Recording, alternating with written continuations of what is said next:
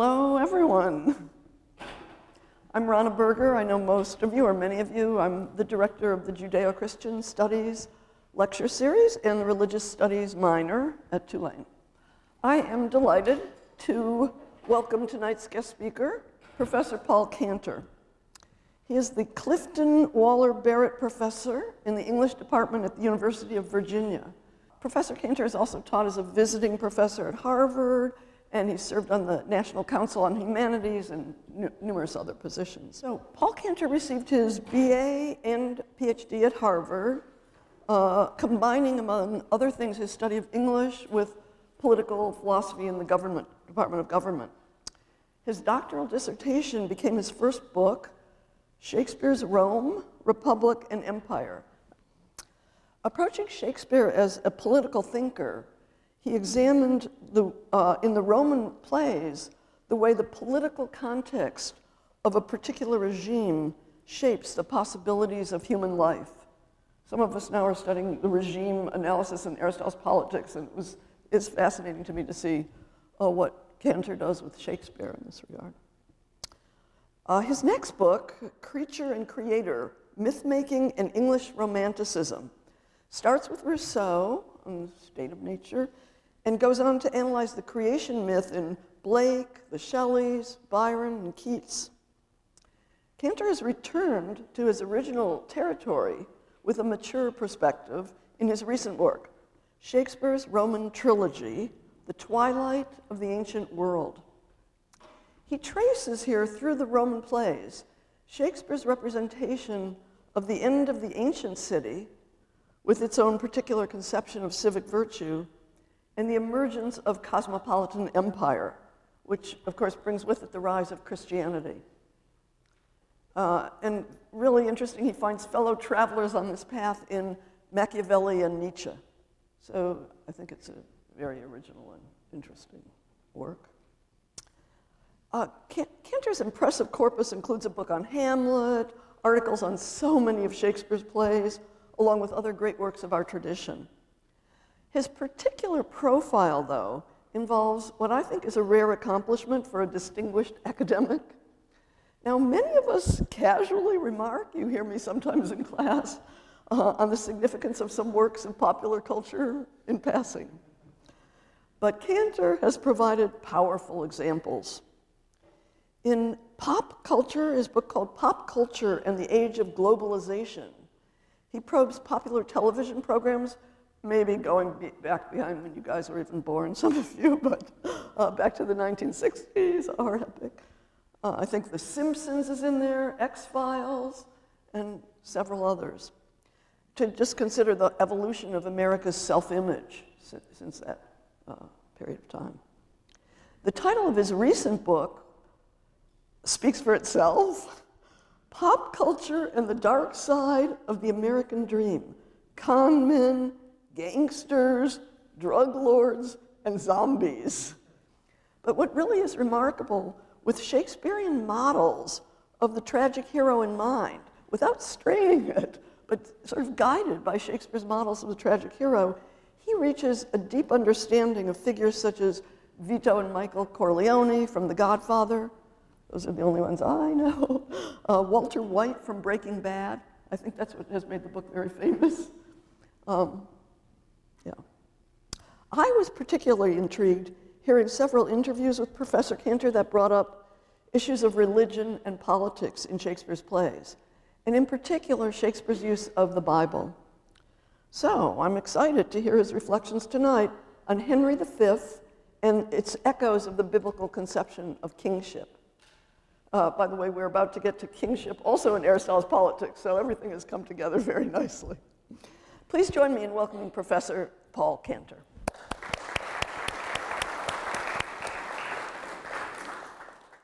I first lectured on Henry V, I think in 1979, so that's over 40 years ago.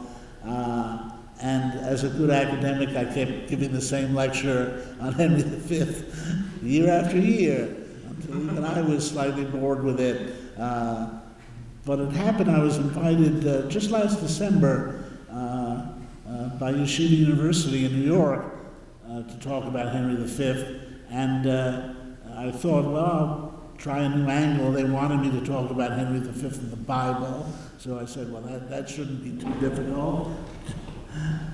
Shakespeare played the Bible, those are easily comprehended. And so, like any good academic, I Googled Henry V and the Old Testament. And up came some really interesting articles. One called Holy War and Henry V by Stephen Marks, and one called The Sin Upon My Head, Shakespeare's Henry V, and the Book of Joshua by Miriam von Abstrau. And I give you those names and citations because this is pretty much stolen from these two articles, and I want to be upfront and honest about that.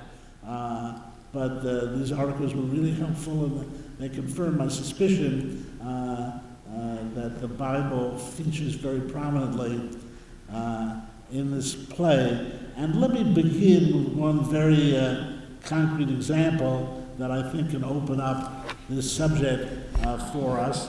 It's towards the end of the play when Henry has won this great battle at Agincourt, happens to be on my birthday, and he concludes things by saying, "Do we all holy rites, let there be sung on Nobis and Te Deum, the dead with charity enclosed in clay, and then to Calais and to England then, where ne'er from France arrived more happy men." So this is a very interesting citation from the Old Testament, non nobis. Now, it's interesting that Shakespeare did not add this to the material. He found it in his source. In the case of his history plays, his main source was a book by Raphael Hollinshead, his Chronicles, and at this moment appears in the history, the king, when he saw no appearance of enemies, caused the retreat to be blown, and gathering his army together, gave thanks to Almighty God for so happy a victory, causing his prelates and chaplains to sing this song, in exitu Israel de Egyptu, and commanded every man to kneel down on the ground. At this verse, non nobis domine, non nobis. So Shakespeare must have had his eye caught by this passage. I think it really suggested to him something very basic to what he's doing in the play. Now, this non nobis, if you know the Kenneth Branagh film, he emphasizes this moment and has the hymn sung, really makes a big deal of it, and I think correctly. Now, this is got my Old Testament here. Let's see. That's the wrong one.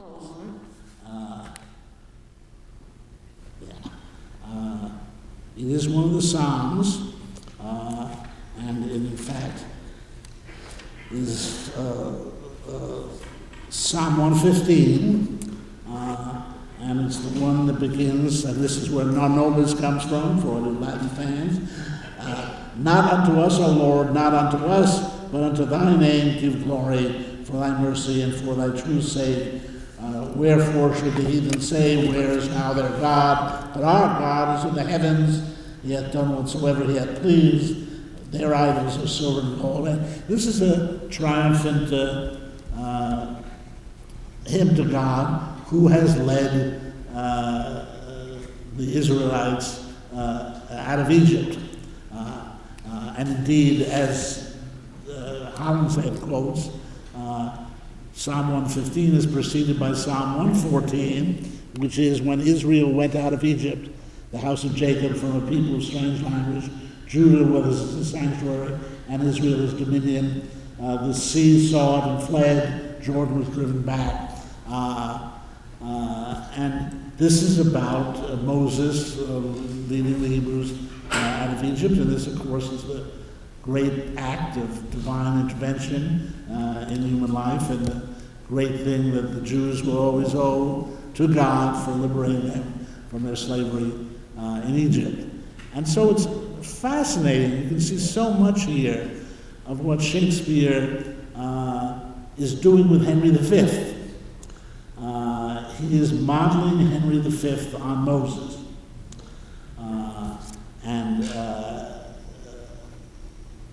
What Henry V is doing here is conquering the Promised Land, just as Moses led the Hebrews out of Egypt and on to conquering the Promised Land.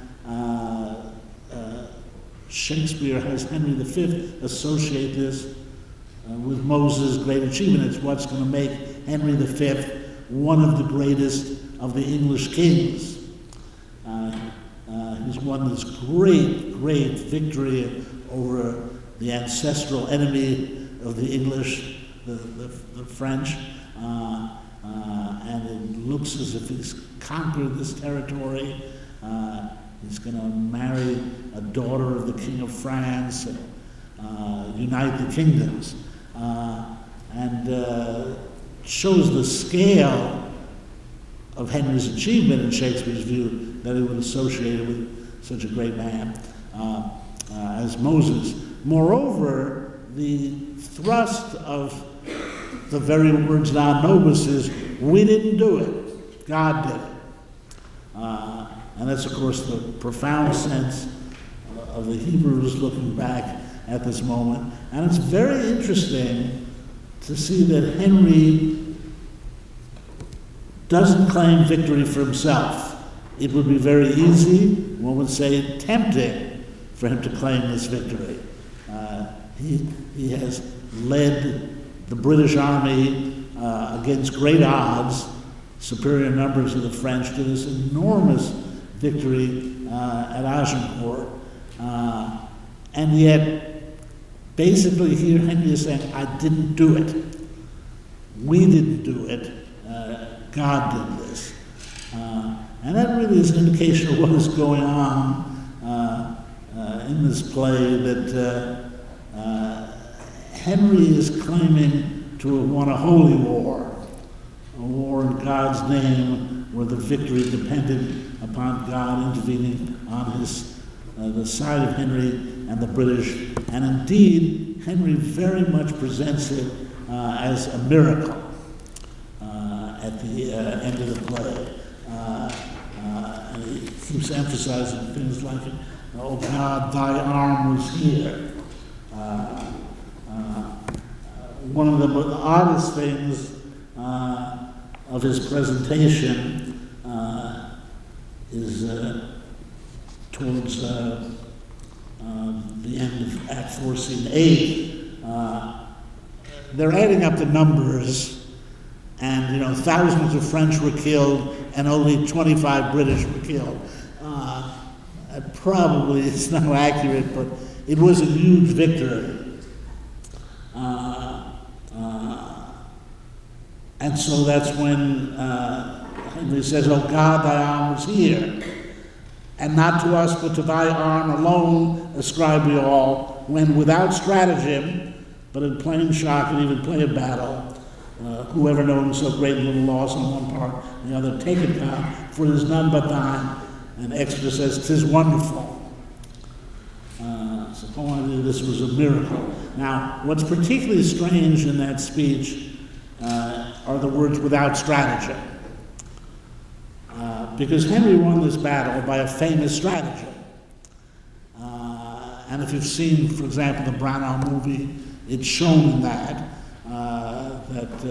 Henry set up his archers to create a killing field, and the stupid French, being so absorbed with themselves as great aristocratic knights, just rode into this killing field and were mowed down by the English longbows. It's actually regarded as a very important moment in military history. It's essentially the end of medieval warfare. This whole business of being a knight in shining armor became meaningless when the British developed longbows that armor-piercing arrows could be shot from. If you know John Keegan's book, Face of Battle, he's one of the great military historians, and it's all about decisive battles in human history, and one of them is the Battle of Agincourt. Again, it's one of those things where it changed the nature of warfare. So for Henry to say, we won without strategy, would have been like Harry Truman saying, we won World War II without the atomic bomb. It really is a comparable moment of fundamental change in military history. But it's all part of Henry's plan, which is to make this seem like a divine victory. Again, you might think he'd come out and brag, boy, I fooled those French. They rode right into the trap I set for them. And again, Branagh shows it in the film. The British army is putting stakes in the ground to make the French cavalry flow into the setup where they'll be killed by the arrows of these yeoman soldiers. But what you see here is Henry's effort to get a divine sanction for his regime. And that to me is the key to the play, and the key to what Shakespeare is doing in his history plays.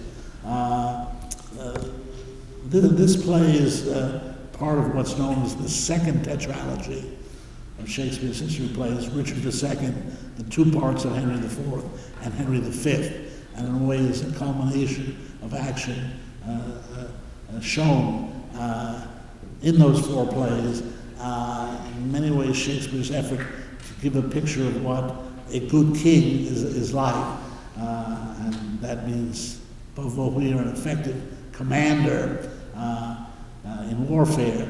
And what Shakespeare has set up in these plays is the fundamental problem of religion and politics as it emerged in the late Middle Ages and led to the emergence of modern British kingship.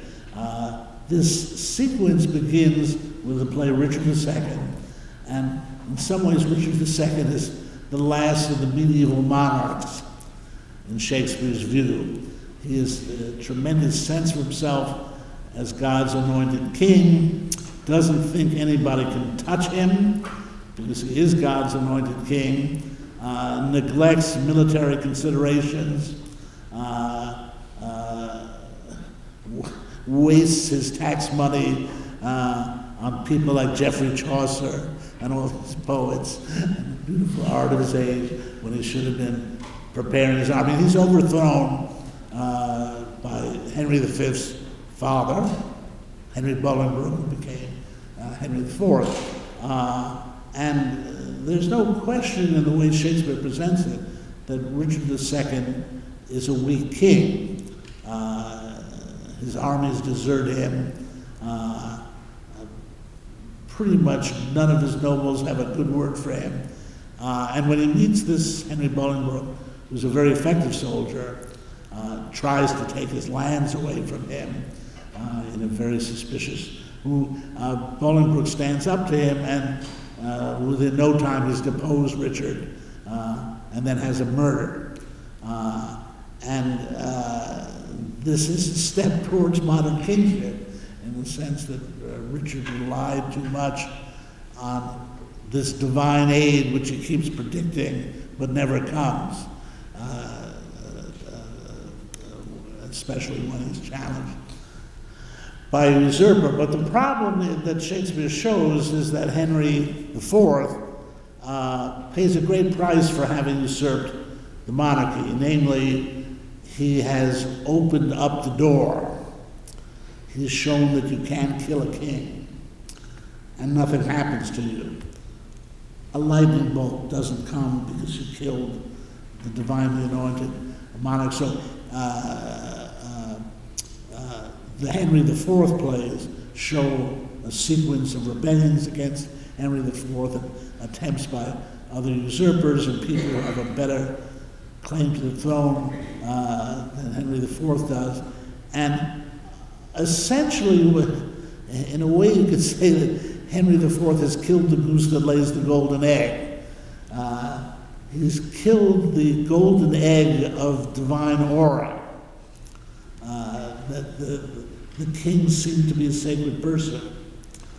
And What happens from that point on is the need to recover a sacred aura for kingship, a kind of re-sacralization of the kingship. Henry IV himself understands this and is deeply tormented by having killed his predecessor.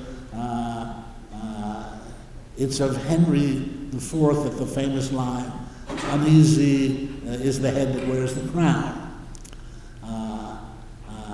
And his answer is a crusade. His notion is we got to reunite the kingdom around a crusade. This is the great age of the Crusades. We'll go off to the Holy Land. We'll reclaim the Holy Land. The British armies will find a new purpose in this and will be loyal to me. And he's been prophesied that he'll die in Jerusalem. Now it turns out one of the rooms in his palace is called Jerusalem, and that's where he dies. Kind of sad moment for Henry IV.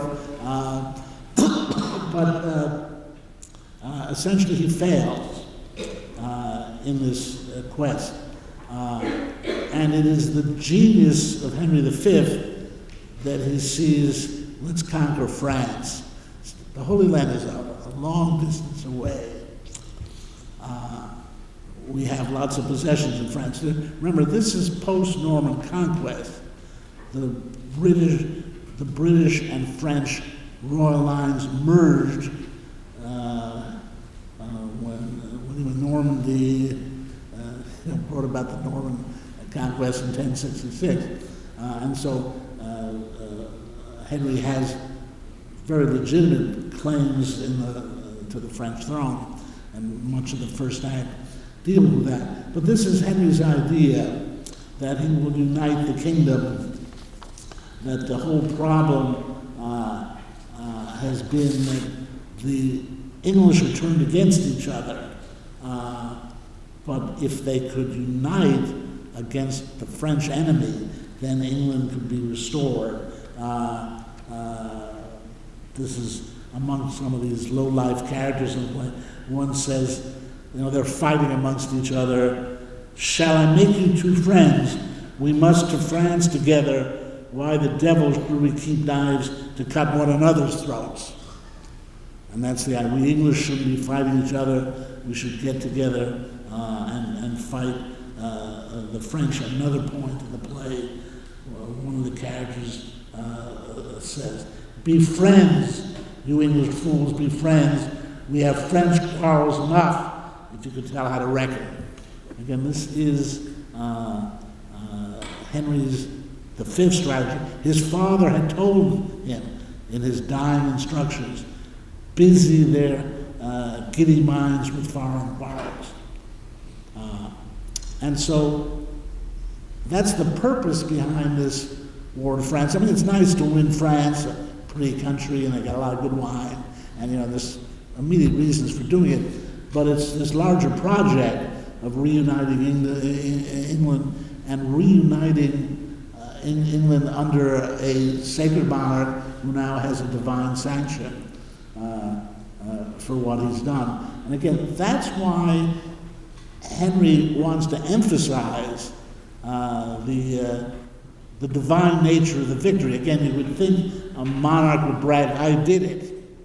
It was my brilliant strategy with the bowmen that won this battle." But no, he gives all the credit to God so that he can present himself in a kind of mosaic pattern, that he's the man who has led England to the promised land and conquered it. One of the articles I mentioned sees the book of Joshua as the great model for Henry V, and one of the famous lines in the play, which illustrates what's going on, is the line that Cantor speaks in the first act, "Is sin upon my head, dread sovereign." This whole elaborate charade in the opening scenes where Henry gets the church to sanction his claim to the throne of France and therefore to the war. This is a long, long speech that the Archbishop of Canterbury gives. Laurence Olivier doesn't know what to do with it in his film of the play, so he turns it into comic stuff. But it's very serious, actually. And it culminates when King Henry V says, "May I with right and conscience make this claim?" And Canterbury says, "The sin upon my head, dread sovereign, for in the book of Numbers it is writ, when the man dies, let the inheritance descend unto the daughter," which contradicts the so-called Salic law in France, which says that women can't inherit the throne. And now, by the way, this is the only book of the Bible that is mentioned by name anywhere in Shakespeare. That's what I'm told. I haven't personally checked this out, but everybody claims that. So it's really, again, interesting to what extent Shakespeare is acknowledging his sources in the Bible here. And so you can see what the church can do for Henry here. It can place its authority behind what he's doing. And it is typical of Henry to get the Archbishop of Canterbury to say, "The sin upon my head." Henry is always transferring responsibility in this play, even to God. You know, I didn't do this, God did it. And here, well, I didn't claim I have a right to the French throne. The Archbishop of Canterbury claims it. This is a very evasive political tactic. It's called technically covering your ass. And Henry does that all the time. And you can see, obviously, if things go wrong, Henry can say, "Well, I didn't want to conquer France. It was that Archbishop that told me to go do it." But in general, what you see in this opening sequence in the play is this tension between religion and politics. Now, let me just give you a brief historical sketch here to explain why this is so important to Shakespeare. Shakespeare's living right in the middle of the great religious wars of the 16th and 17th centuries in Europe. It was about to culminate in the horrific 30 Years' War on the continent, which eliminated a significant portion of the European population.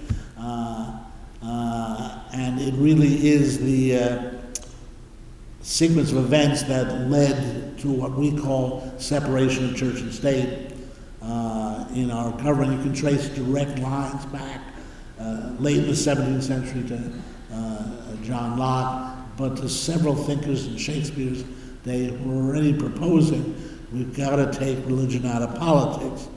Now, this obviously is the conflict between Catholicism and the various Protestant sects, and it was leading to warfare all over Europe. It culminated in England in the 1640s in the war between the Cavaliers and the Roundheads, between the established church and the Puritans.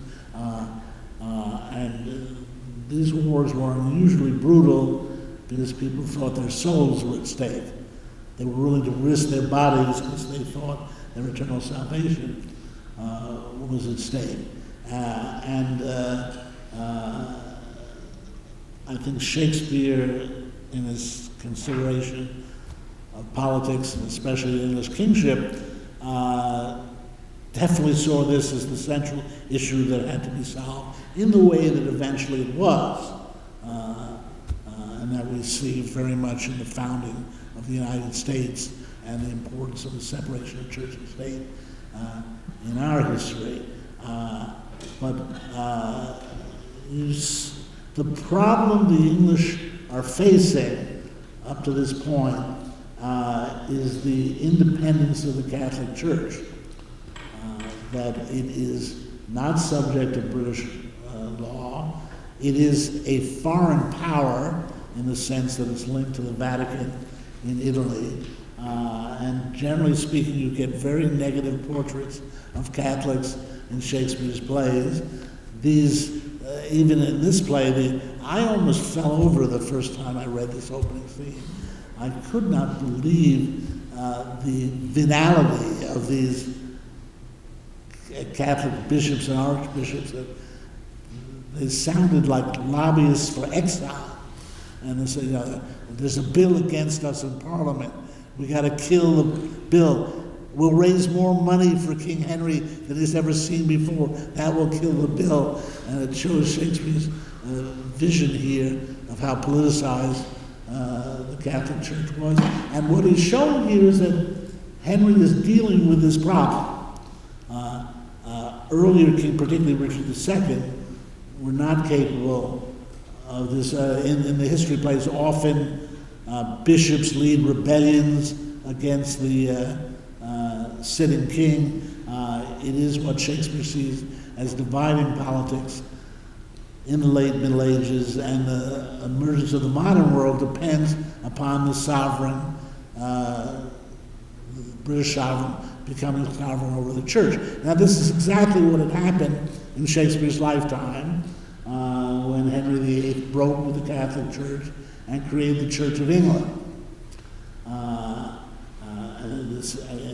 In the course of the 16th century, England went Protestant, then under Henry's daughter Mary, it went Catholic again, then under Elizabeth, it went Protestant again. There were many attempts during Elizabeth's reign to take England back into the Catholic fold. The Spanish Armada was one of those examples. The Spanish Armada did not make Catholicism too popular in 16th century England. This is the context in which Shakespeare is examining this problem and going over the history of the English kingship, and as far as I can tell, Shakespeare's part of what was a broader movement at the time, which was to make religion subject to politics, that there would be a national church in England, that the King of England would not only determine that the country was Protestant, but that, for example,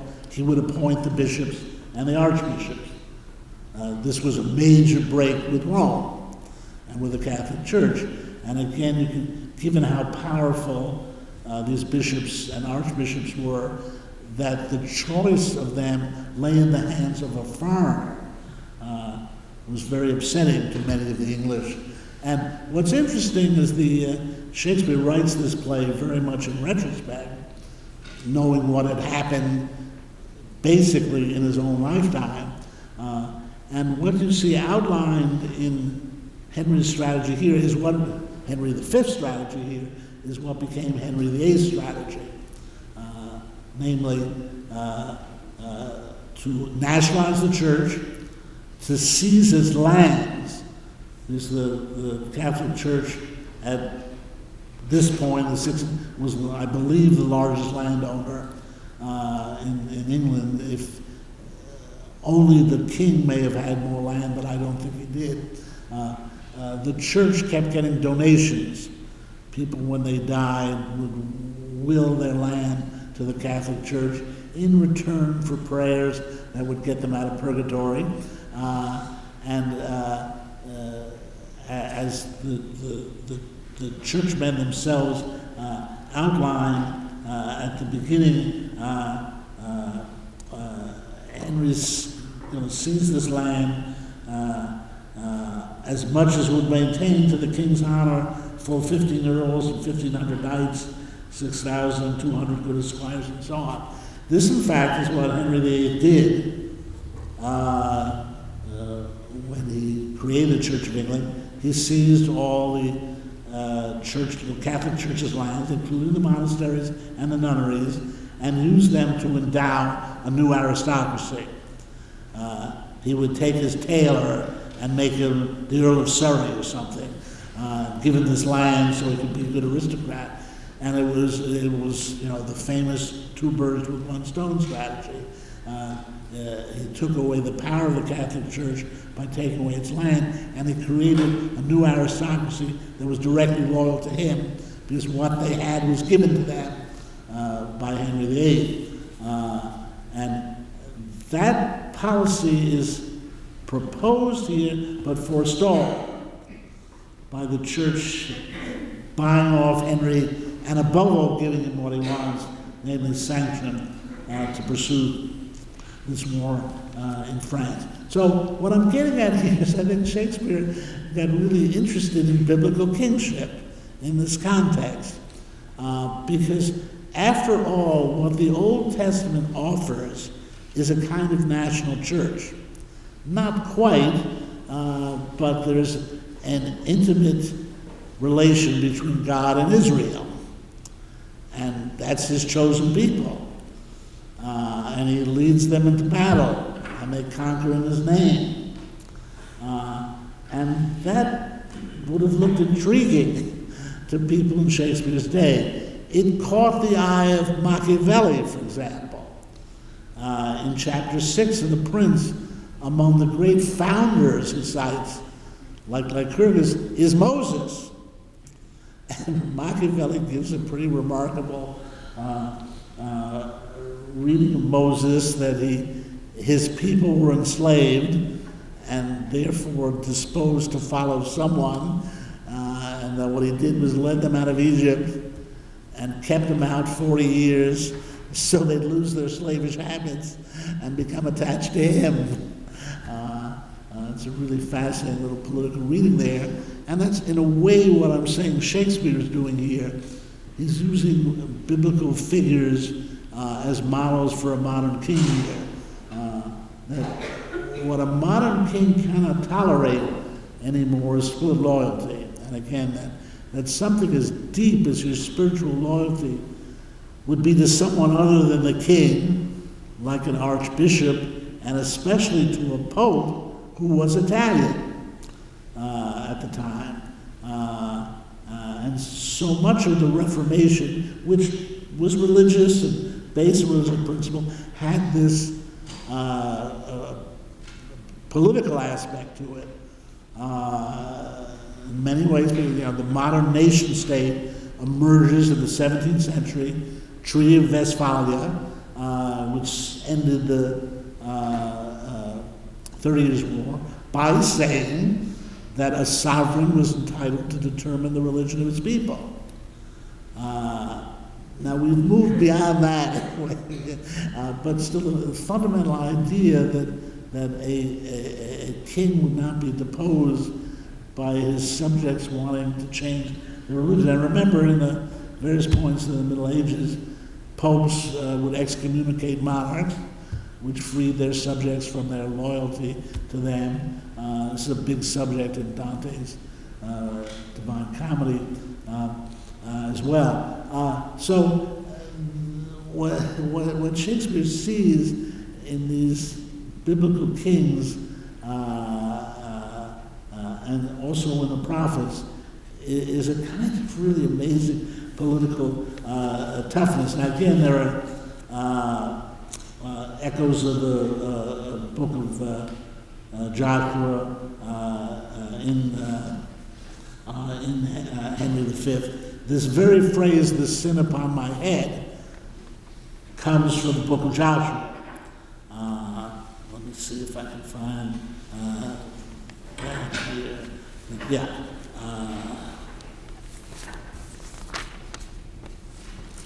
It's right at the beginning of Joshua, so this is in connection with his sending spies into Canaan and to get this woman Rahab to spy for the Israelites, and he makes a deal with her. She's a little worried what's going to happen to me if I side with you against my people. And he instructs her, behold, what is this, chapter 2, verse 18, book of Joshua, behold, when we come into the land, thou shalt bind this line of scarlet thread in the window which thou didst let us down by, and thou shalt bring thy father and thy mother and thy brethren and all thy father's household home unto thee. And it shall be that whosoever shall go out of the doors of thy house into the street, his blood shall be upon his head, and we will be guiltless. And whosoever shall be with thee in thy house, his blood shall be on our head, if any hand be upon him. So this whole notion of blood on your head, sin on your head, that's in the book of Joshua. And again, one of these articles, cited one by Upshaw, makes that point. It's very interesting to conjure up the book of Joshua here, because in some ways it's raising the same issue as Henry V. How do you get the claim to this land? Well, in the Old Testament, God has promised Canaan to the Israelites, and that justifies them in what they do. And we see something similar in Henry V. And there's a whole lot of smiting going on in the book of Joshua. I haven't read it in a long time, and it's a really kind of bloodthirsty book. Maybe some of you are more familiar with it than I am, but it's kind of amazing. It's not as bad as Judges, though. I mean, there's a theme here, but let's see.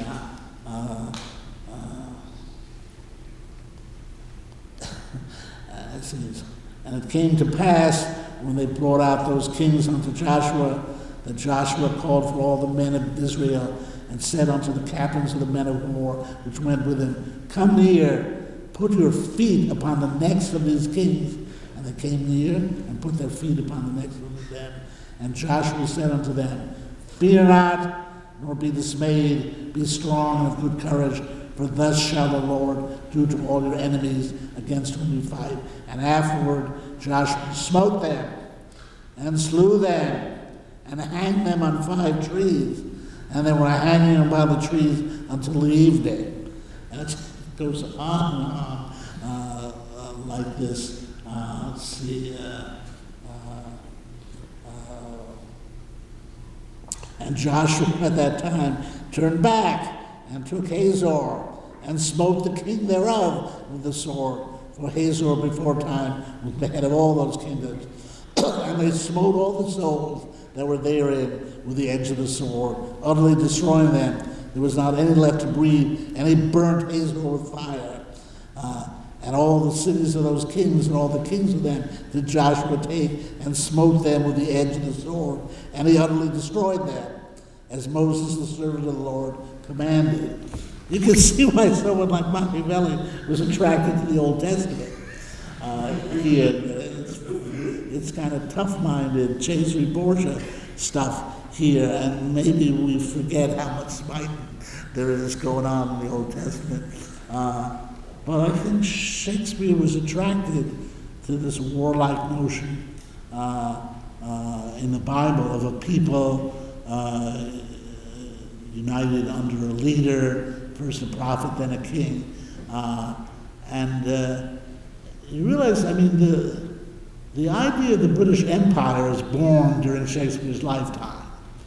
1607 is Jamestown. They send over their colony, and in 1607, it's during Shakespeare's lifetime. There's even thought that Shakespeare was invested in the Jamestown Company. The Tempest is actually based in part upon a kind of annual report from the Jamestown colony, and they wonder, how did Shakespeare know this? Was he one of the stockholders and read about this expedition? And what we're seeing here is the birth of this idea of the imperial destiny. It's fun, I've just been working on Francis Bacon. Francis Bacon at one point remarks, the sun never sets on the Spanish Empire. That's where that line comes from. The sun never sets on the British Empire. That ultimately comes from Francis Bacon saying it never sets on the Spanish Empire, and how frustrated he was that there was this Habsburg Empire. We call it the Spanish Empire. It really was the Habsburg Empire and became the Habsburg Empire in later centuries. But it's the Habsburg family. Philip II, Charles V is a Habsburg. Philip II is a Habsburg. The rulers of Spain were Habsburg. They married into the Habsburgs married into the Spanish royal families to get a hold of Spain. So England was very much confronted by this imperial power of the Habsburgs, which, again, we call it the Spanish Empire, but they ruled, for example, what's now Belgium and the Netherlands. They ruled Sicily. They ruled Naples. It really was this gigantic empire, which was now spreading around the world, conquering the Philippines and so on. And it's really a funny point where he's really nervous about this emerging Habsburg worldwide empire, and makes the point, well, the sun never sets on it. Again, that's where the British got their idea from this. And I think you can see it stirring in Henry V. Henry wants a crusade. He wants to conquer Constantinople. Now, this is actually an anachronism. The Ottoman Turks conquered Constantinople in 1453, and these events are around 1430. But when Henry at the end says he's hoping to have a son with Catherine, this is in Act 5, shall not thou and I between Saint Denis and Saint George compound a boy half French, half English, that shall go to Constantinople and take the Turk by the beard. Again, when the Turks hadn't conquered Constantinople, historically, when this was said, but, and it's actually, this has always seemed so remote to me, but I visited Bodrum once in Turkey. Don't ask me why, but it's actually the ancient Halicarnassus. So it's the site of the mausoleum, the tomb of King Mausolus. And it's not a pyramid, but a lot of it survives. And anyway, there's a Crusader castle in Bodrum. And when you go to the top of it, there's something called the English Tower. And if you look at it, you realize why. The coat of arms of the Lancaster family is on that tower, Henry IV's family. And so Henry IV, he really was interested in crusade. He helped finance the building of a palace in Turkey, a fortress really, that could have contributed to another crusade there. So this stuff is real. That again, it seems so remote to us and absurd that the English in the 15th century were thinking of a crusade in what's now Turkey, but it's real. You can see remains of it to this day. You have a blue guide to Turkey that explains what this thing is. I saw some English tourists there and I said, look, there's your coat of arms of your Lancaster kings. But so Shakespeare is participating in this. How can England become a great nation? Remember the Armada, that's 1589, they really lucked out. It's bad weather that destroyed the Armada. We could all be speaking Spanish here today if the weather had been better in the English Channel. And that was, they knew they had just escaped by the skin of their teeth. And so Shakespeare's history plays are examining what could happen to England to make it great. And again, Henry V as a real model was a great military leader and did win these great battles in France. So the shadow of the Bible in this book is all to suggest that, that can be a form of military greatness that would have a divine sanction and therefore would unite the people behind the enterprise more than just some kind of secular materialist goal. I mean, the Crusades did appeal to people's materialist interests. I mean, there were gigantic looting expeditions, especially the Third Crusade, which somehow mysteriously managed to loot Venice instead of the Holy Land. But what the hell, while you're abroad, let's pick up some statues while we're here. So again, I think I'm not surprised to see all this language from the Old Testament in this work. In a way, it's part of this effort to create a Church of England. Again, where the national monarch is the head of the church. And again, something you would see in ancient Israel. And there's been great debates about Henry V. Portrait of Henry V is very complex and seemingly contradictory. There's a famous article by Norman Rabkin, Shakespeare. I once had the pleasure of being at a Shakespeare conference in New Orleans with him, come to think of it. But he wrote a famous essay called Henry V, Rabbit or Duck. And he was referring to that sort of Rorschach test where you see a drawing of something and at first it looks like a rabbit, but then if you look at it another way without changing, it now looks like a duck. And he felt that was true of Shakespeare's portrait. And there are long debates among Shakespeare scholars on this play. Is Shakespeare offering a negative portrait of Henry V or a positive portrait? I think in a way it's a simple complexity that he is making the point that Henry V is a very Machiavellian figure, but that's good. That you can't have an effective king if he doesn't do some nasty things at times. And in that sense, again, the kingship in the Bible is so extraordinary. Just thinking it's almost unique to ancient literature that the way God presents kings. You know, this is now 1 Samuel, when the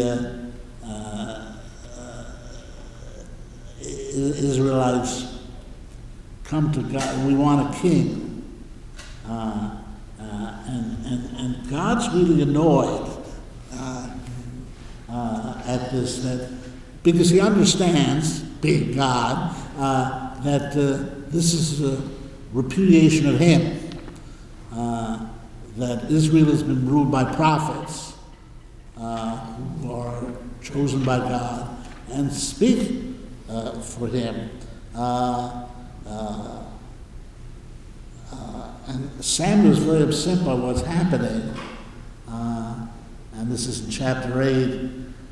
And the Lord said unto Samuel, hearken unto the voice of the people in all that they say unto thee, for they have not rejected thee,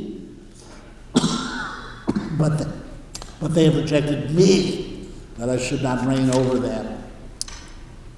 And then God chooses to explain to the Hebrews what a king is like.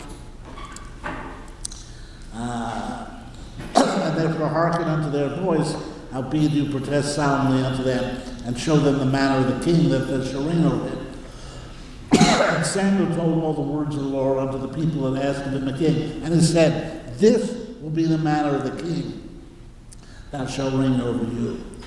He will take your sons and appoint them for himself, for his chariots, to be his horsemen, and some shall run before his chariots. And he will appoint him captains over thousands, and captains over 50s, and will set them to ear his ground, and to reap his harvest, and to make his instruments of war, and instruments of his chariots.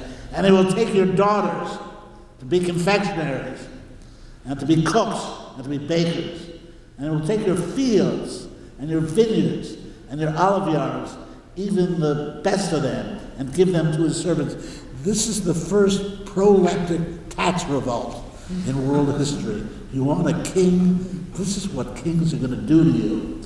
And he will take the tenth of your seed and of your vineyards and give to his officers and to his servants. And it goes on and on. And the Israelites say, yeah, that's what we want. We want a king. Thomas Hobbes quotes this passage in Leviathan to show, don't mess with kings. This is the biblical sanction that these guys can do anything they want to you. But kings are so fascinating that the Bible gives a very ambivalent portrait of kings. Most people, especially in the ancient world, they just flatter their kings unendingly. One sycophant after another saying how great the king is. The Bible actually gives people a foretaste of what political rule can be like. Anyway, again, I think Shakespeare may be attracted to these biblical precedents because they are so ambivalent and complicated, and seeing that a king is not going to be a nice guy. That's the sense in which the biblical background helps us to understand what Shakespeare is saying against kingship, about kingship here. Now, in a way, it's a very flattering portrait that Henry's a hero, and I think Shakespeare is holding him up as a hero, but it is saying, if you want this kind of imperial kingship, if you want the king as a conqueror, this is what you're going to get. And so we have them in the most famous example of this is Henry's order to execute the French prisoners, which is again a crux of people arguing, is Henry a hero or a villain? Because it's a pretty villainous thing to do when Henry gives the order to execute the prisoners. It went against all laws of war. I mean, Geneva Convention, you can't execute prisoners now. And it's a nasty, nasty thing to do. It's a war crime in our world. In the late Middle Ages, it was even worse. When you realize that medieval warfare was founded on the idea of chivalry. And it had a lot to do with the nature of medieval warfare. You're a knight, you're in this armor. If they get you off the horse, you're finished. You can't even stand up. And so you did not want to be killed when you fell off your horse. And so it's like the strictest rule of chivalry, you don't kill prisoners. Again, we understand that. We would enforce it today, but it was even stronger at the time. And there Henry gives the order to kill the French prisoners. And this was much debated at the time. It's debated to this day. Again, John Keegan has a chapter on this in his book, Face of Battle. The defense of Henry is necessity, that he was grossly outnumbered in this battle. And he had taken prisoners. If those prisoners escaped, he was going to lose the battle, probably his life, and all of England. And so this would be a moment of utmost necessity.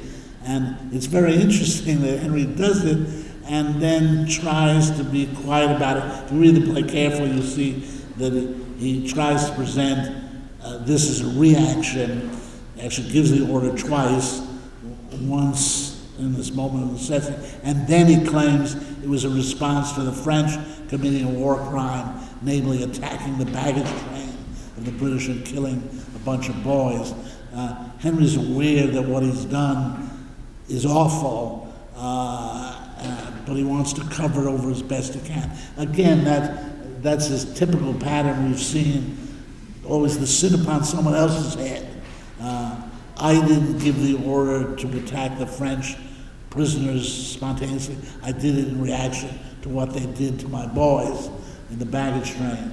And it is interesting that he doesn't, one can see among Shakespeare's characters, Richard III would have said, yeah, I killed the prisoners and I'm proud of it and have taken credit for it.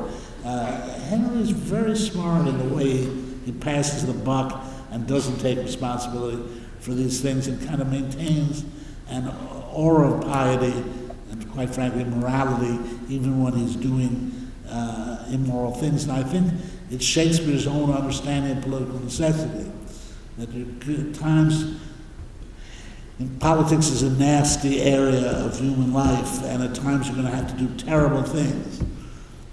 If your whole survival is at stake, and again, not just his personal survival, but the very survival of England, or at the very least, the presence of England and France, will be totally lost if those prisoners escape and are able to attack Henry's army from behind. So he does this terrible thing, but just don't brag about it. And try to keep as much piety as you can. That's one reason he does want to give credit to God for the victory, is he doesn't want to himself take the blame for what was necessary to the victory, namely the killing of the French prisoners. And I think Shakespeare was attracted to the biblical view of kingship, which is not simplistic. I mean, again, I would give the Old Testament credit for raising moral doubts about kings in a way that I don't know if any other ancient text did before then. And the fact that even David, even Solomon, the greatest of the kings, yeah, well, in a way that I think there is the Old Testament recognizes that tension. Paul, could I maybe interrupt you and open up for questions? I think. No, that's just where I was finished.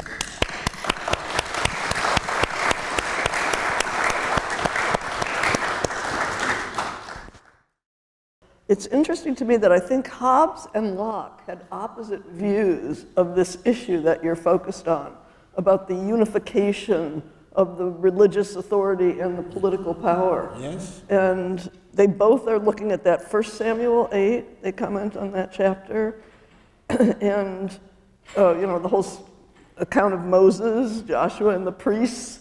And it's very interesting that this disagreement, this issue was the focus of a disagreement. I agree. And I think, it struck me, it's so paradoxical. You started by saying Richard II, we have to get religion out of politics, and yet the solution in the end, let's say adumbrated by Henry V and fulfilled by Henry VIII, is to make religion political or something like that. I mean, what it comes down to is you have to settle the religious issue politically to settle it. You can't let it go on being debated and tearing the nation apart and leading to 1 year we're Protestant, 1 year we're Catholic. I mean, it all comes down ultimately to 1688, when it looks like a Catholic Stuart is going to come to the throne and Parliament says no. That's it. We're bringing in this guy from Holland because he's Protestant. And, it's when Parliament says, we're going to settle this issue once and for all. And it looks like another deeply religious decision, but really it was a decision, we're going to keep religion out of politics by just, in a way, let's flip a coin, we'll take the Dutchman, because there'll be less problems if we have another Protestant. And the thinkers were beginning in Shakespeare's day, culminate in Locke and the whole theory of 1688. You see it in Locke, because, and you see in John Milton, for a while, the only thing you can't tolerate is Catholicism. You're speaking the name of tolerance, and yet you can't tolerate what at the time was an intolerant religion, which wanted it all. And you see it played out in the American colonies, where, these Puritans come over, and in the name of religious freedom, and suddenly they're intolerant. And the next thing you know, you got Rhode Island. It's perennial. Yeah, but it's also, it is paradoxical that, the one thing you can't tolerate is intolerance. This, by the way, is the great theme of Star Trek. And therefore, you gotta get people to settle on this issue that we're not going to let the religious question tear the country apart. Because again, you see this in France, in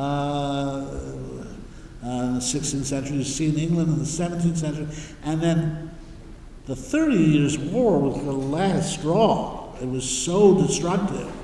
Whole towns being wiped out, Swedish condottieri coming down. So anyway, but I see what you're saying there, and I think you're absolutely right on that. And again, Hobbes in a way made life possible by taking the extreme position and going for a Leviathan Right. ruler. And in a way, once you kind of get that over, you can back off.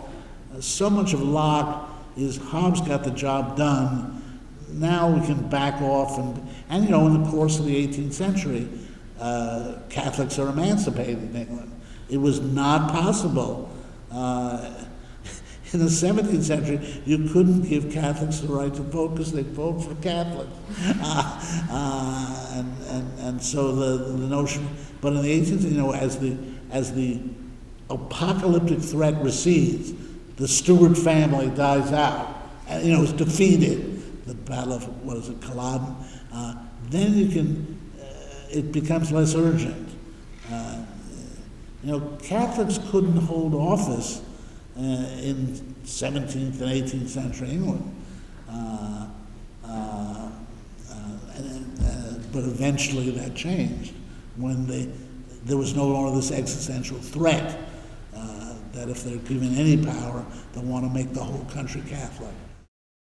Would King Lear be a way to translate God's comments towards kings? I've only read King Lear once, but all throughout the dialogue is right at the beginning, King Lear is essentially asking all of his daughters to compliment him, and his third daughter refuses to, because all the other two are sycophants. And the third daughter, who actually has virtue, actually points out the problem with his kingship, and the entire story for me just kind of proves God's point. You're just going to look for these particular compliments. You're not going to actually rule in the best interest of the people. No, I mean, the standard line when I was going to college was that Shakespeare was a monarchist. He certainly didn't march around London with a sign, "Damn the Queen," overthrow the Queen, because he would have been killed. Frankly, he saw the man he most admired in his day, the Earl of Essex, executed for leading a rebellion against Queen Elizabeth.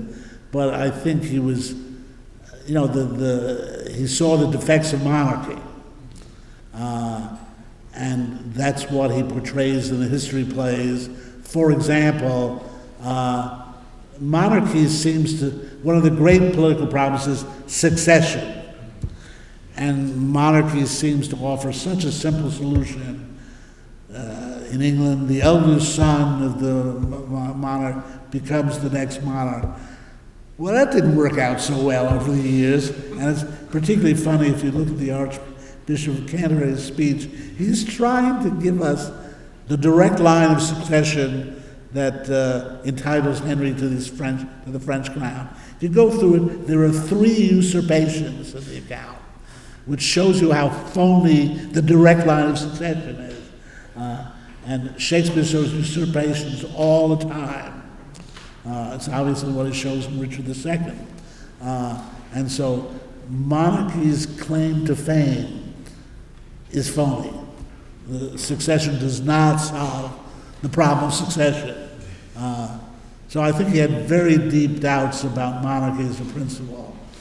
But was interested in reforming monarchy. I don't have time to go into this, but I think basically Henry V is Shakespeare's portrait of how the British monarchy could be reshaped in the form of a republic, that it could turn into what was called a mixed regime, classical sense, that what Henry is good at is getting the people on his side and getting the aristocracy on his side, and that's essentially what the English monarchy became. Montesquieu said of England in the 18th century that it was a republic masquerading as a monarchy. And I think Shakespeare had a role in bringing that about. And Henry V is a great example of what a monarch needs to do. Other questions? The problem of succession he could have learned a lot about from the Hebrew Bible, too. Well, absolutely. I mean, succession is a deeply problematic principle. And you see in Macbeth, it's the whole problem in King Lear and in the history plays, because it's the luck of what we would call genetics. Well, look at it, Henry V his son was Henry VI, a weak, ineffectual monarch who lost everything. I mean, this play appears to be triumphant, kingship, great kingship. And at the end, the chorus reminds us, well, it sure fell apart fast. And indeed, they lost everything.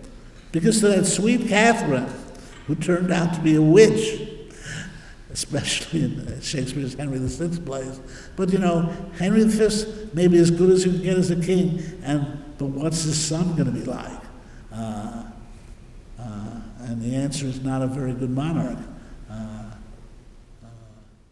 I'm wondering about this, Henry V, the rhetorical use of pious talk.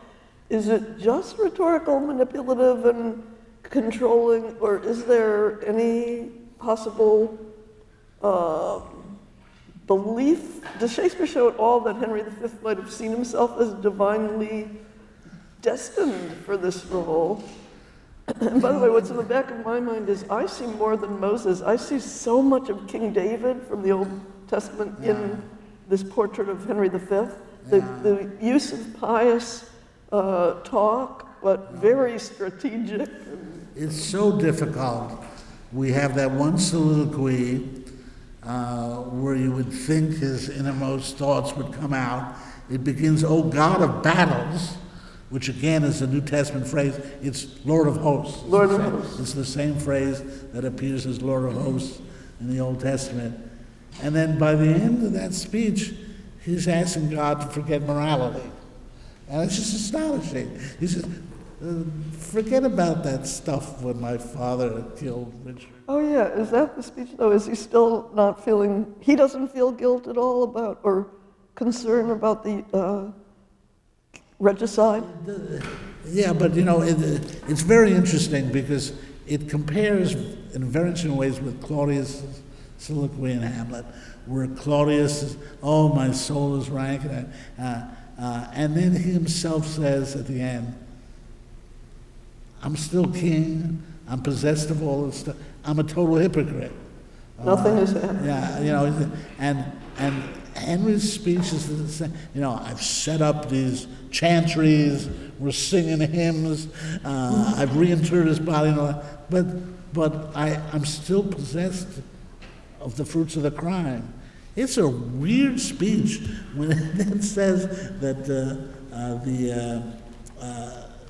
to ask God to forget morality. That's really expecting a lot. Let's see if I can find that one.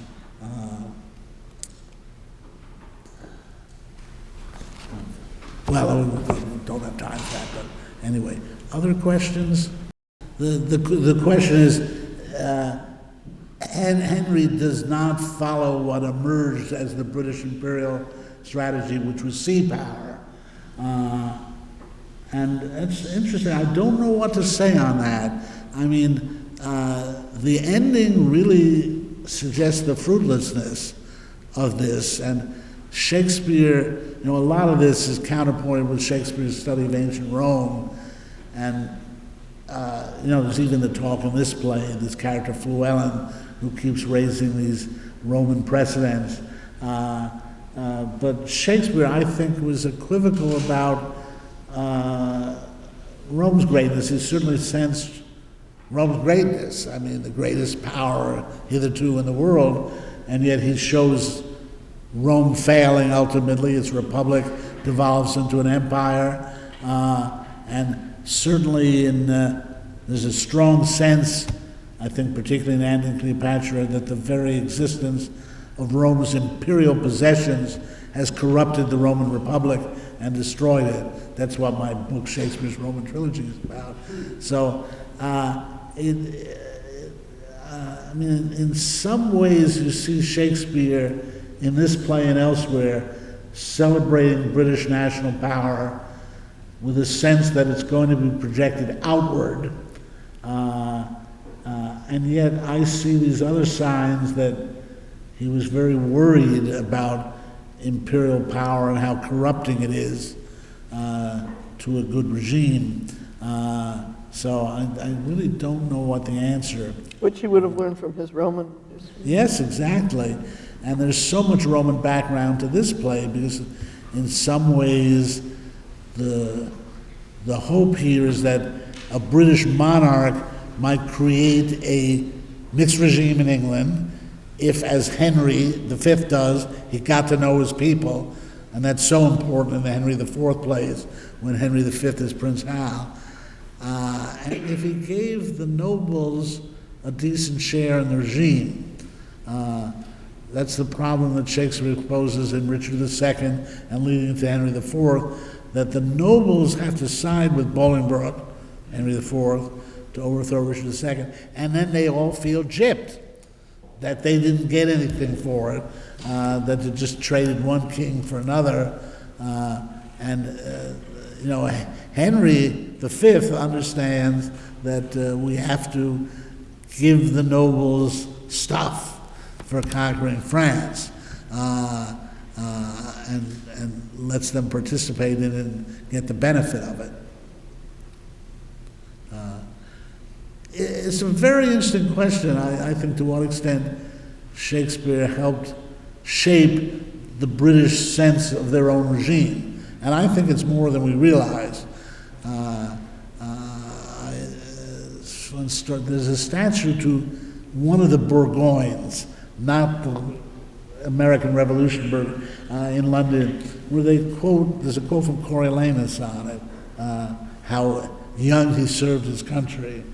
And of course, Churchill is the greatest example of this, quoting Shakespeare all the time. To what extent the British sense of themselves was deeply influenced by Shakespeare. He would then be the Homer that he helped create Britishness. The unacknowledged legislator. Yeah, and it's so funny because you look at characters in Shakespeare and you want to say how British they are. And that's the reason. Yes, he created them. You mentioned Machiavelli. Is Shakespeare aiming more for Machiavelli's expansionary republic, or is it, you mentioned the mixed regime, is it more Aristotle's mixed regime? He's clearly influenced by Machiavelli. Yeah, and Machiavelli also gives an account of Machiavelli views ancient Rome, the republic, as a mixed regime, really. That's all there in the opening of the discourses. And so I hesitate to speak for Shakespeare here. He clearly was interested in the future of England. He was, to the extent he had political affiliations, they were with the Earl of Essex. I mean, when the Earl of Essex was starting the rebellion against Elizabeth, his people came to Shakespeare's theater company and had them stage Richard II, which has a scene of a monarch being deposed. And it didn't work, but boy, did they get in trouble. Not Shakespeare, because who cared who wrote the thing then? But they hauled the theater manager to court. Francis Bacon prosecuted it. I think it's one. There's a great subject for a play, but Francis Bacon was brought in, I'm sure with the instruments of torture, and they got away with it.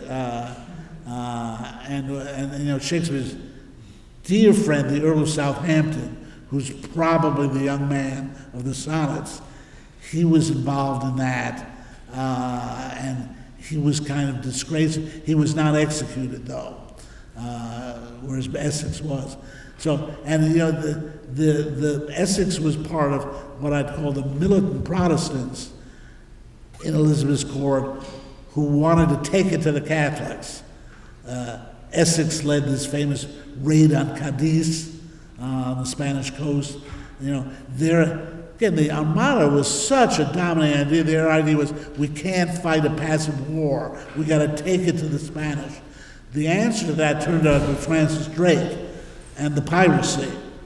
And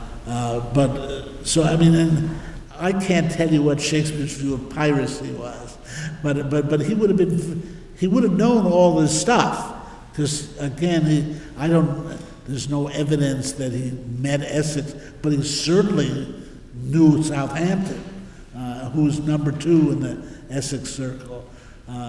So a lot's going on in England then, which in a way produced the empire. Again, 1607, within Shakespeare's lifetime. Where exactly he stood on it, I can't tell you. He did admire military greatness. There's one thing I can say from the plays he chose to write, that Shakespeare liked to parade. One play you haven't mentioned, though, is Richard III, and it seems... I did mention it once, but...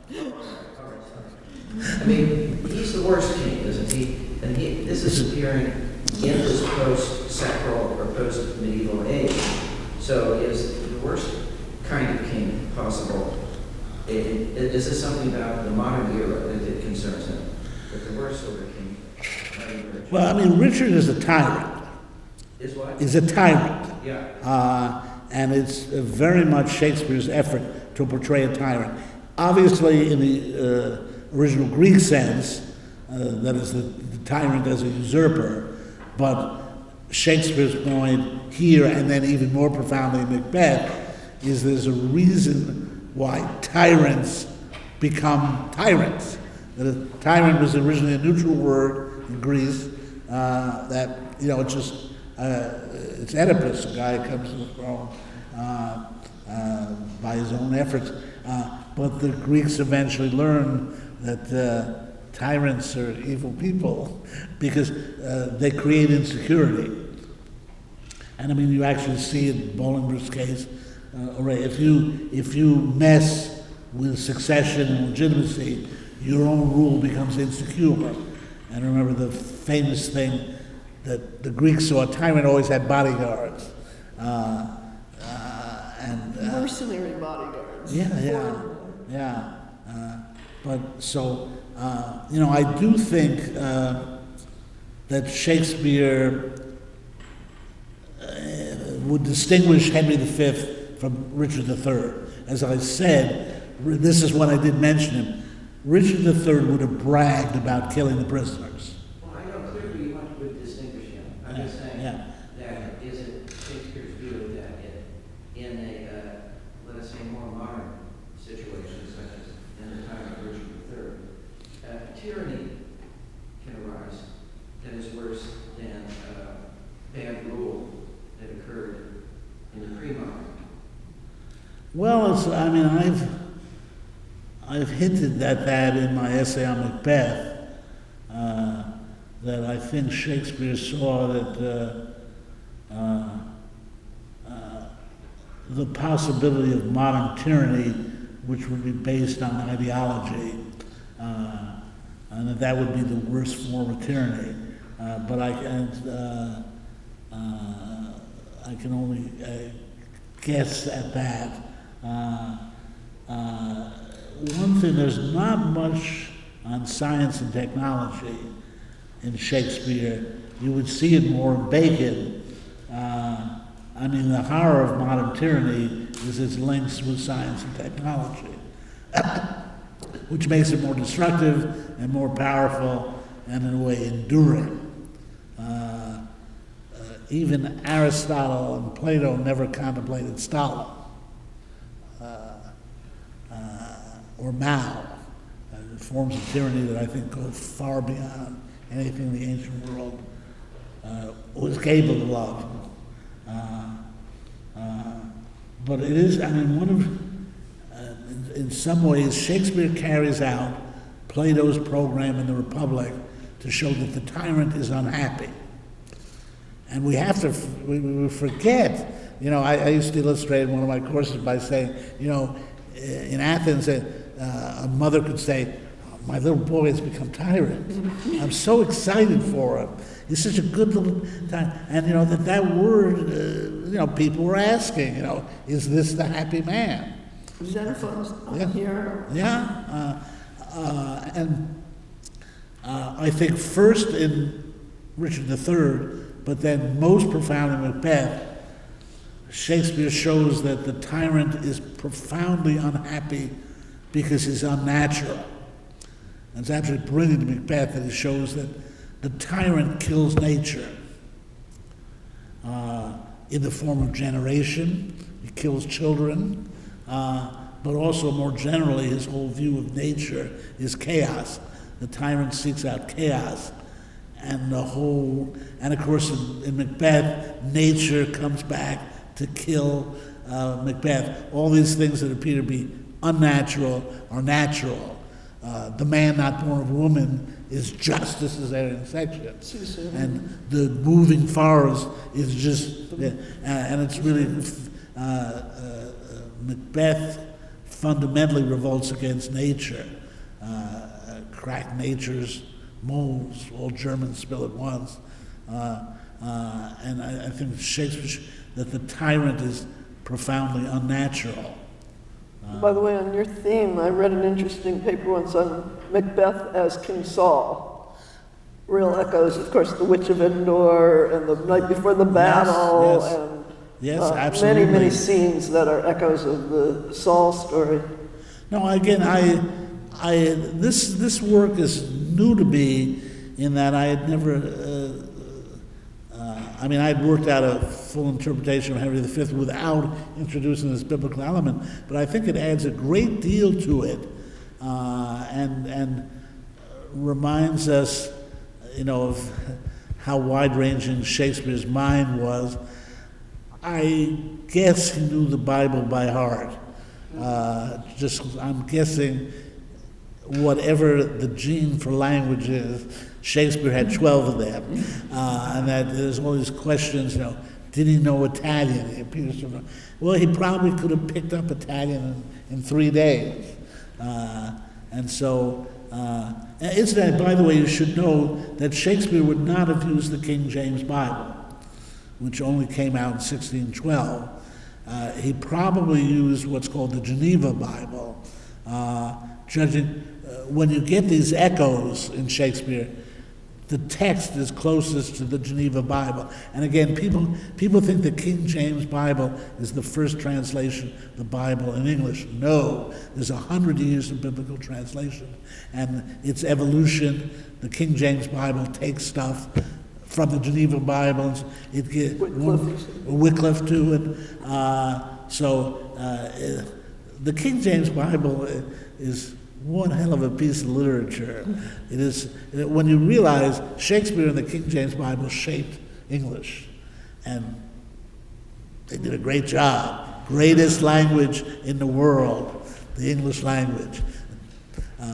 One thing you said that impressed me and has struck in my mind is that Shakespeare, in thinking about the political world, is always still looking at individual personalities and not more structural, systemic, you know. Yes. Like I think you said, he doesn't write a play about Parliament or... No, that's one of the few mentions of Parliament is in this play, because it begins with this measure that's being brought before the Commons. You know, it's interesting. The late John Alvis always was disappointed that Shakespeare never mentioned Magna Carta, and wrote a play on King John and never mentioned Magna Carta. Yeah. Shakespeare was not an institutional thinker, you know, and of course I had to explain that Magna Carta was largely an invention of the late 17th century, nobody knew about Magna Carta, person in the middle of the street. I mean, come on now, you didn't have Wikipedia, and it was actually... No podcasts. It was in the conflicts between Parliament and Elizabeth and then in the Stuarts that I think it may have been Edward Coke who first cooked up the idea, a part of our tradition is this document that you guys have never heard of. But really, it's great. It's the Magna Carta. So it's really funny that like in this case, we've had drilled into our minds Magna Carta, it's so important. It's a fairly late idea that people started using it. But this other presentation, I mean, it's also so biblical, I think. Here's a religion of law, and yet the whole Hebrew Bible is about these personalities, these kings. And maybe it's just that that's good material for drama. Oh, obviously, but it's also in the deepest sense true. I mean, we get, God bless our country, we get so involved in all these procedural questions. What it comes down to is a ruler's either good or bad. And I mean, and there's nothing that procedures can make up. Well, maybe we kind of contain the worstness of our bad leaders, but still, it comes down to their who rules is really important. And I think Shakespeare is very useful. And to explore like the psychology, the family, and the political, you need to do it this way. You couldn't do it. But it's funny. I mean, I think Shakespeare preferred republics. In that sense, he has institutional thinking, and he was clearly very interested in republics, which is very unusual for someone who's supposed to be a monarchist. I mean, Coriolanus is the finest portrait ever in literature of the Roman Republic, and he understands the difference between an aedile and a praetor, and it's unbelievable how well he understands it.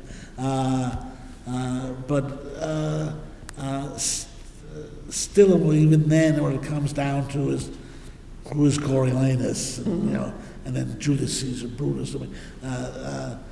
And the faulty Brutus is not in our stars, but in ourselves, that we are underlings. I mean, there's such an emphasis on the human being, the activity of the human being as determining politics. But again, broadly speaking, I mean, so much of his career is what's the difference between monarchies and republics. True. And again, there's this effort to republicanize the monarchy.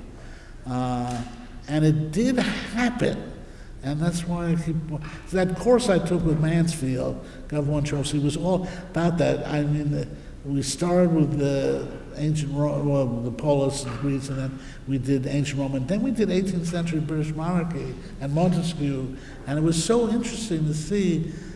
I saw it even then, and then my first book grew out of that. What to me most extraordinary about Shakespeare is he knew different regimes. He really understood the difference between a monarchy and a tyranny. It's if he knew Aristotle, which he probably did, and then even modern republics. So fascinated with Venice, and how does Venice differ from ancient Rome? I mean, there's so much interest in republics in Shakespeare. And it seems obvious to us, but there's nobody else. Ben Jonson wrote plays in Venice, and it might as well have been set in Venice, and they might as well be England. I mean, it just has no sense of the role of the Doge or thing. And Shakespeare's he's able to understand the politics in that Aristotelian sense of what's the regime. And the other thing you said that really struck me is the way the regime shapes these possibilities. Like, you can't live certain lives. Certain lives are fostered under some regimes than others. I can see how that's a really interesting way to look at the Yeah, and it's really, you just don't see it in the other playwrights as great as some of them were. Ben Jonson knew Latin, maybe the best Latin scholar in England at the time, and he laughed at Shakespeare and said he knew small Latin and less Greek. That is often, I mean, that's like some professor of classics. That means Shakespeare knew Latin very well. Ben Jonson said he knew small Latin. And even that he says he knew some Greek, which, I mean, people underestimate the importance of that. He may have read some Plato. But in any case, Ben Jonson writes these Roman plays, Sejanus and Catiline.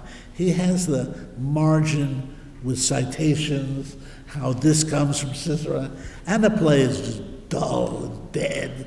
And Johnson's a great writer. His comedies are fabulous. If you ever want to understand the Puritans in England and where the revolution came from, read Johnson's Bartholomew Fair, which is about a Puritan named Zeal of the Land Busy, who tries to shut down the theaters. But still, he really had no sense of what Rome was like, and Shakespeare did. Well, thank you all very much. Thank you.